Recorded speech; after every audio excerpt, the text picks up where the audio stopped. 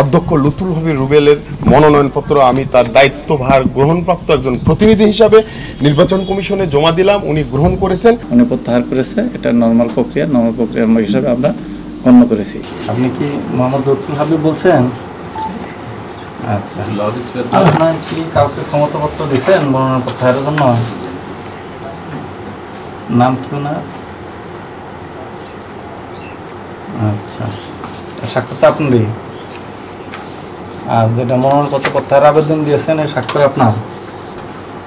আচ্ছা, আপনাকে তো কেউ জোর করে নাই প্রত্যাহারের জন্য, স্বেচ্ছা দিয়েছেন।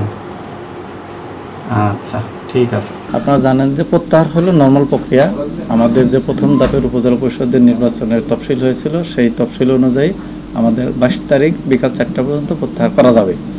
যারা প্রার্থী বৈধ হয়েছে তারা যদি প্রত্যাহার করতে চায় তাহলে তারা প্রত্যাহার করতে পারবে। প্রত্যাহারের সিস্টেমটা হলো প্রার্থী নিজে আসতে হবে অথবা তার ক্ষমতাপ্রাপ্ত প্রতিনিধি দিয়ে উনি প্রত্যাহার করে নিতে পারবে।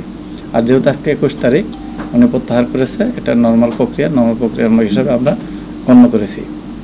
আর আপনি আরেকটা যে বিষয় বলেছেন এটা এখনই বলা যাবে না, কারণ আগামীকাল বিকাল 4টা পর্যন্ত প্রত্যাহারের শেষ সময় আছে। যদি এমন হয় যে ওই পদে আরেকজন প্রার্থী প্রত্যাহার হয়েছে তাহলে দেখা যাবে যে ওখানে ওই পদে নির্বাচনটা আবার পুনরায় তফসিল হবে। এজন্য আমরা সাধারণত বলে থাকি যেটা বিনা প্রতিদ্বন্দ্বিতা হয় এটা হলো আপনার প্রত্যাহারের পরের দিন আমরা একটা ফর্ম আছে নির্দিষ্ট, সেই ফর্মের মাধ্যমে বিনা প্রতিদ্বন্দ্বিতা নির্বাচিত ঘোষণা করি।